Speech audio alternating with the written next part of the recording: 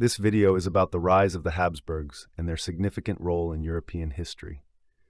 I will explain how the Habsburgs built a vast empire through clever marriage policies, military conflicts, and wise governance, shaping Europe for centuries. In the 13th century, the Habsburgs, a powerful family, began to rule Austria. In 1278, they took over the Duchy of Austria. Through strategic marriages, they expanded their influence. Their power grew over the centuries. The Habsburgs used marriages to expand their realm.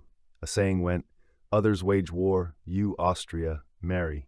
This way they gained territories like Bohemia and Hungary. This strategy made them a major power. From 1438 to 1806, the Habsburgs almost continuously held the title of Emperor of the Holy Roman Empire. This empire included many German and Central European regions. Austria was the center of their power. The Habsburgs shaped Europe. In the 16th century, the Reformation split Europe. The Habsburgs remained Catholic in Austria and fought against Protestants. They led the Counter-Reformation to strengthen Catholicism. Churches and monasteries were promoted. From 1618 to 1648, the 30 Years' War raged, a conflict over religion and power. Austria, led by the Habsburgs, was centrally involved.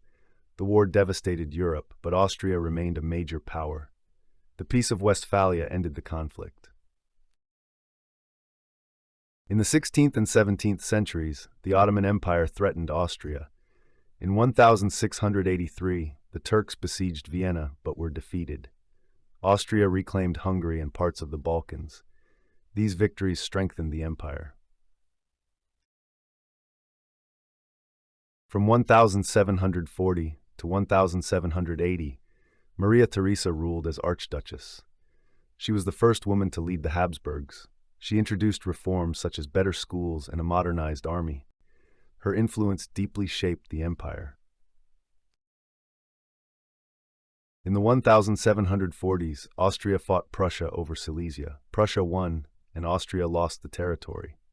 The conflict showed that Prussia was a rising power. Maria Theresa had to reorganize her empire. From 1756 to 1763, Austria fought in the 7 Years' War against Prussia and other powers. Despite great efforts, Austria could not regain Silesia. The war weakened the empire economically, yet it remained strong.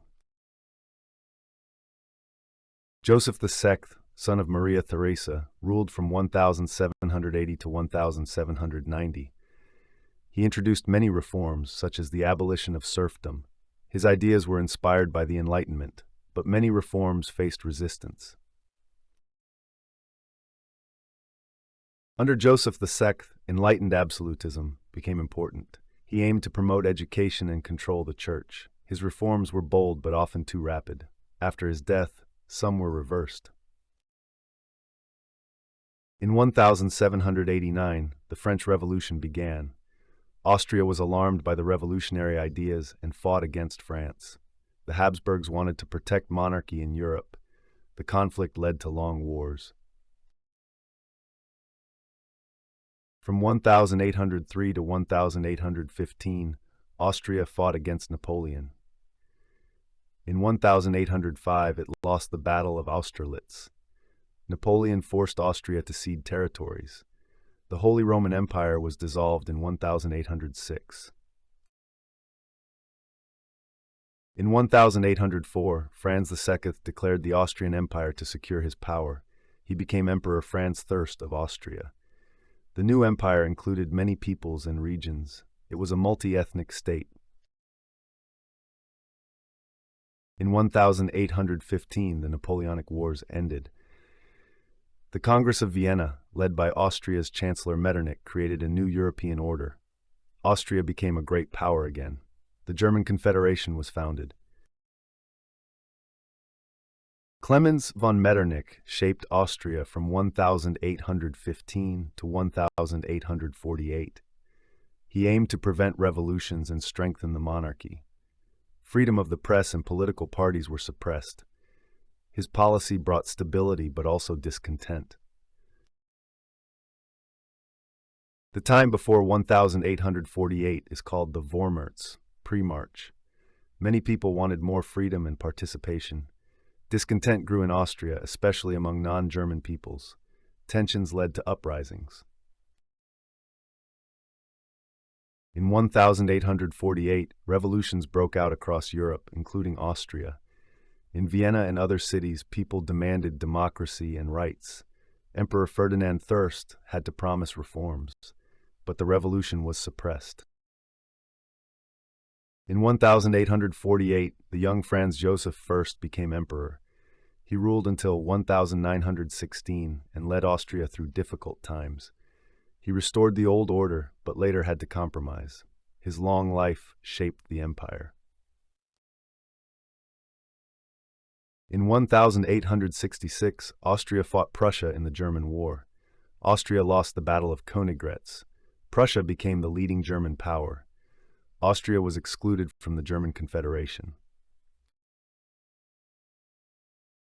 In 1867, Austria reached the compromise with Hungary. The empire became the dual monarchy of Austria-Hungary. Both parts had their own governments but shared one emperor. This appeased Hungary, but others felt disadvantaged. Austria-Hungary was a state with many nationalities like Czechs, Poles, and Croats. Each group wanted more rights or independence. These tensions weakened the empire. The government struggled to satisfy everyone. In the 19th century, industry grew in Austria. Cities like Vienna and Prague became more modern. Railways connected the empire, but many farmers remained poor and progress was uneven. In the late 19th century, culture flourished in Vienna. Composers like Johann Strauss and artists like Gustav Klimt made the city famous. Cafes and theaters were cultural hubs. The city attracted many people. In 1879, Austria-Hungary formed an alliance with Germany. This dual alliance aimed to strengthen both countries. It was a response to growing Russian power. The alliance influenced politics until World War I. In 1908, Austria-Hungary annexed Bosnia-Herzegovina. This angered Serbia and Russia, who wanted influence in the region. The annexation increased tensions in the Balkans. It was a step toward World War I. In 1914, World War I began after Archduke Franz Ferdinand was assassinated. Austria-Hungary declared war on Serbia. The empire fought on many fronts but was weak economically and militarily. The war brought heavy losses. In 1918, Austria-Hungary lost the war. The empire broke apart into many new states, like Czechoslovakia and Yugoslavia. Emperor Karl I had to abdicate. Austria became a small republic. After 1918, Austria was only a small state. Many people longed for the former glory of the empire. The Habsburgs were banned, and the country faced economic troubles. The empire's history left a lasting mark on Central Europe. The Habsburgs left behind a legacy of culture, architecture, and administration. Cities like Vienna and Budapest reflect their power, but their multi-ethnic empire could not unite its peoples. Their influence is still felt in Europe.